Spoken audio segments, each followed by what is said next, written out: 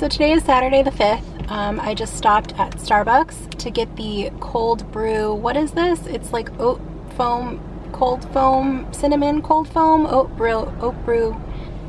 I think, hey Siri, what did I just order? She doesn't know. Cold brew with cinnamon oat milk foam. So when I got it, this was all like dark, like coffee, black coffee colored, and then I guess they put the foam on top. I don't really know how it works, but I know Carly Wiesel, who I follow on Instagram and I listen to her podcast. She does a lot of like theme park stuff. She is like really into the cold foam. I'm not even 100% sure that that is what I got. I mean, she's not vegan, so I think she gets like the dairy version. I think this is what it is. I don't know. It just looks like bubbles. So I haven't tried it yet. I'm gonna try it now. I pulled over for a second. I'm on my way to the pharmacy to pick up Pensone's medication. More on that later, but let me try this first.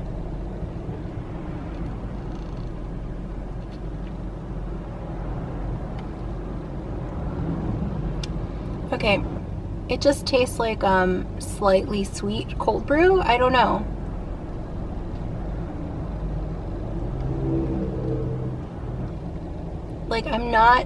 I'm not seeing why it's special, but I don't know. Maybe I didn't order correctly because I saw some in the photos. It was a little bit confusing because they had a few different types of drinks with cold foam, and some of them had like this color drink and some of them had the dark like black coffee. So I'm not sure if the darker ones were like the before photo and then they were showing, there was a lack of continuity, or if it's like a different type of drink. I don't know.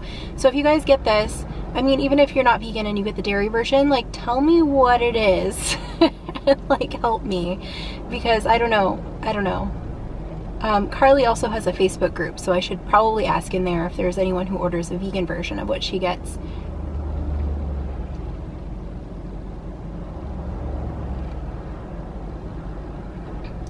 I mean, it's good. It's good coffee. I like it.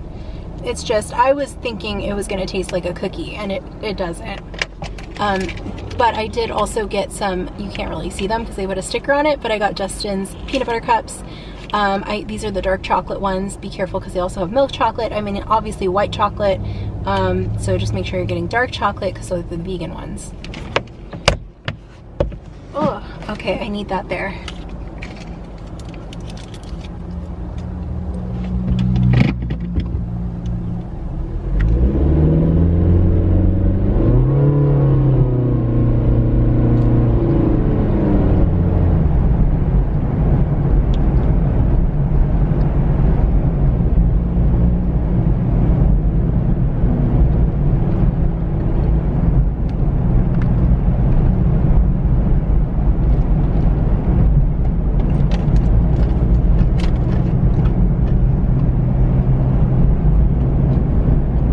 So, do I have foam on my mouth? Okay, we're heading down the coast to the pharmacy to pick up Pensone's medication.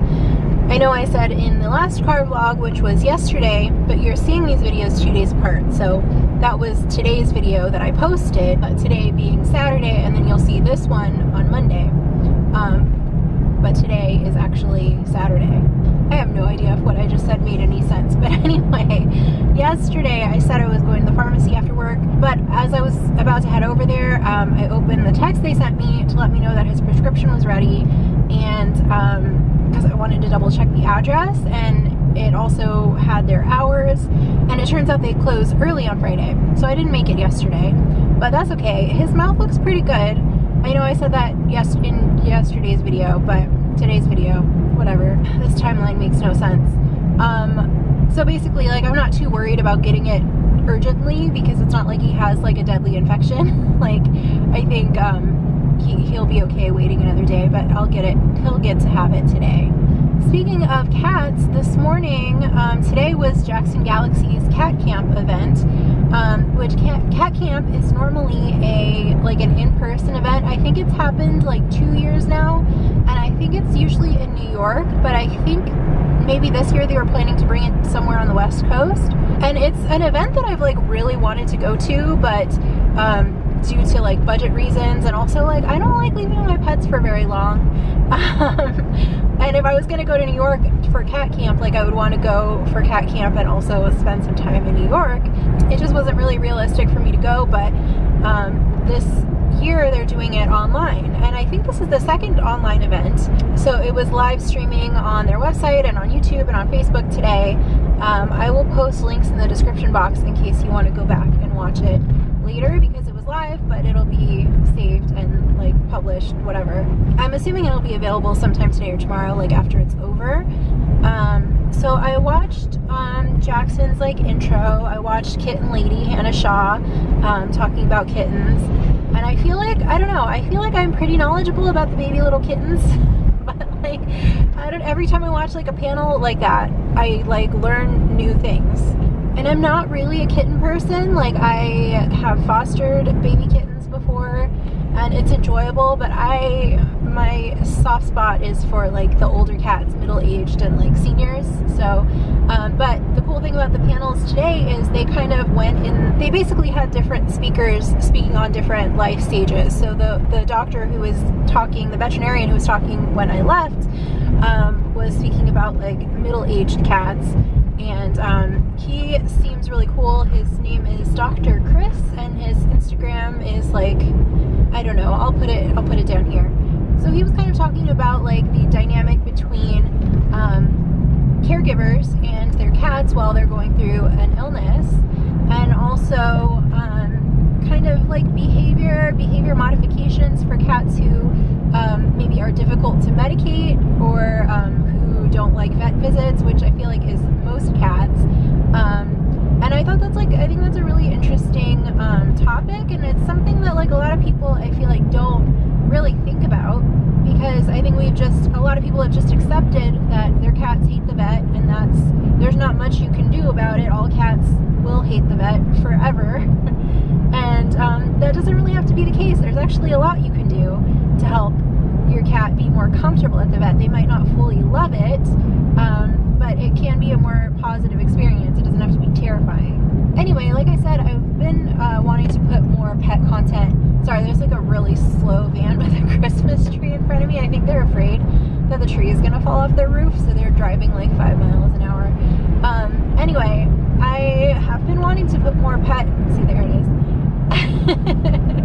I've been wanting to put more pet related content on this channel, and one of the videos that I wanted to make is like an instructional video about how to give your cat medication, specifically if your cat either hates being medicated and or if the medication tastes nasty. Because Pensone, one of the medications that he had to take, thankfully he doesn't have to take it every day anymore. It's kind of just as needed, and he doesn't need it very frequently, but it's called Serenia, and it tastes terrible. I mean, I don't know from experience, I haven't tasted it, but based on his reaction, it tastes terrible. And it's like, basically I have one shot before it hits the fan. Like, I can make one attempt, and if I don't have a good first attempt, like, he starts salivating, and then he starts tasting the medicine, and then he wants nothing to do with it, he wants nothing to do with me, like, it's over. I mean, I still get him to take the medication, but it's very difficult from then on out. So I kind of have to come with my A game from the first try and make sure he takes it. So I think that I'm a person who is pretty skilled at medicating. So I was going to make a video and share some of my pro tips. Oh, speaking of which, I think I'm at the pharmacy now. Okay, I'm going to turn in this way because I don't want to hit this bicycle man. Here, you go. I'm not going to run you over, don't worry.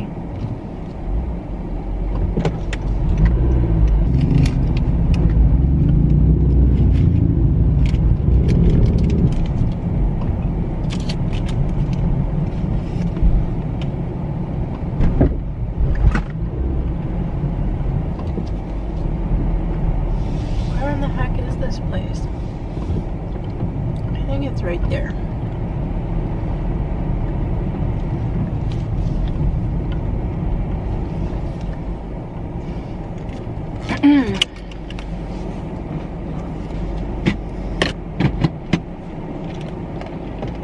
Alright, be right back.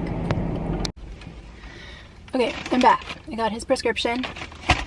I don't think you can see this, but behind me there's like, in front of the businesses, there's like little overhang patio kind of areas. And I think one of the businesses must be like a clothing store. And so there's a bunch of mannequins out front, but because it was shaded as I was walking up, I thought it was a bunch of people standing outside social distancing. So I kind of walked up slowly like, oh, do I need to keep my distance? And then I was like, oh wait, that's mannequins. Okay, so what I was talking about, being a pro at pilling cats. Oh my God, there's a lot of bicycles. Go ahead.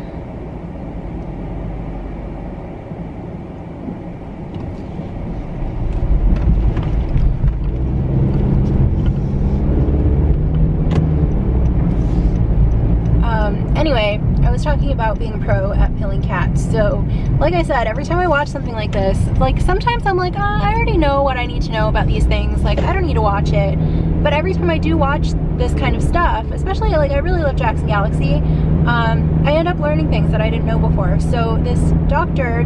Chris, showed a technique about pilling, and he was using one of those pilling wands. I have one at home and I use it for Penzone's Serenia. It makes things so much easier. But it's basically like a long syringe with like a plunger. It's like this long, and it lets you insert the pill kind of at the very back of the cat's mouth, and then you shoot it in, which sounds worse than it is. And then they just kind of have no choice but to swallow it, and I think it's far back enough that they don't really taste it. So that works really well for a lot of cats, especially if it's like a taste issue or it's hard for them, they don't like swallowing pills. Like because there's a lot of cats that are very handleable and easy to actually put the pill in their mouth, but like then they chronically just spit it out and will not eat it. But the hard thing is when you get a cat who's all teeth and claws and doesn't even want you handling them, like doesn't even want you to get to the point where you can put the little pill shooter in their mouth, like then what? Then you're kind of out of luck. So he showed a technique where if the cat is food motivated, you can put some of their favorite food on the end of the pill shooter and use it kind of like a little spoon, like you're feeding them off of the pill instruments to kind of counter condition and make something negative into something positive. So now they're not afraid of the thing.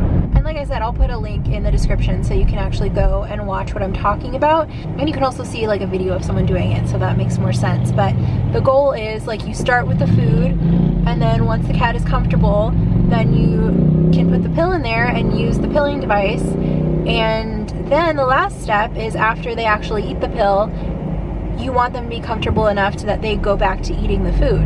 Because what you don't want is like a lot of cats, after they go through an experience that they don't like, you know, you give them the pill and then you're like, okay, my job is done here. The cat is traumatized and then they go and hide in the closet or hide under the bed. Like you want them to go feel comfortable enough that after they get their pill, they will go about their day and just go back to normal. So I'm thinking, you might have guessed this already, but like the secret project that I've been talking about, alluding to, related to pets, it's like related to behavior and training and that kind of stuff.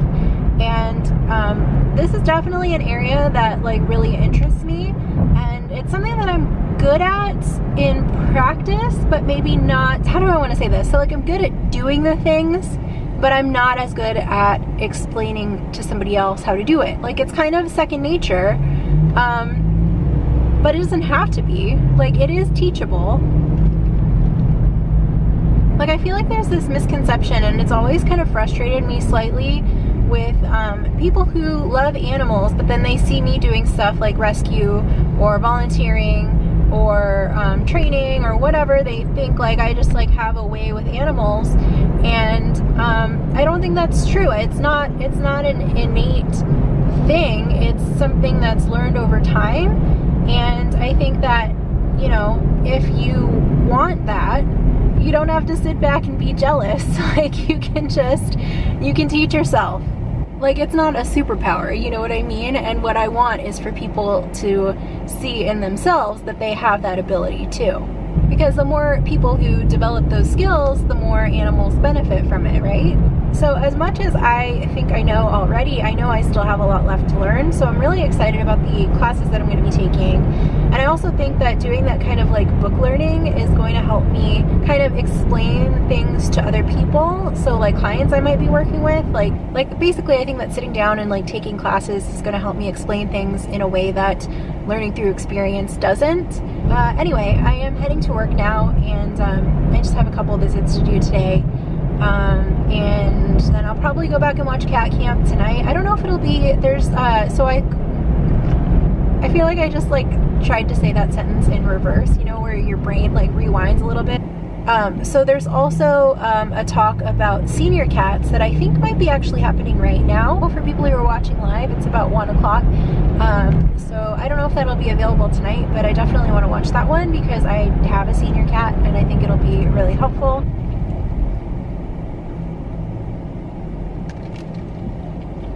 Yeah, this still tastes kind of regular. Like, it doesn't taste like anything. I taste the cinnamon and it's like slightly sweet. It's good. Like I said, it's not bad. I'm not complaining that it's bad. It just doesn't taste like anything special. I'm not sure I would order it again. Like, I think I would probably just rather make iced coffee at home. But again, if I'm missing something or if I ordered wrong, or you can explain this to me, let me know.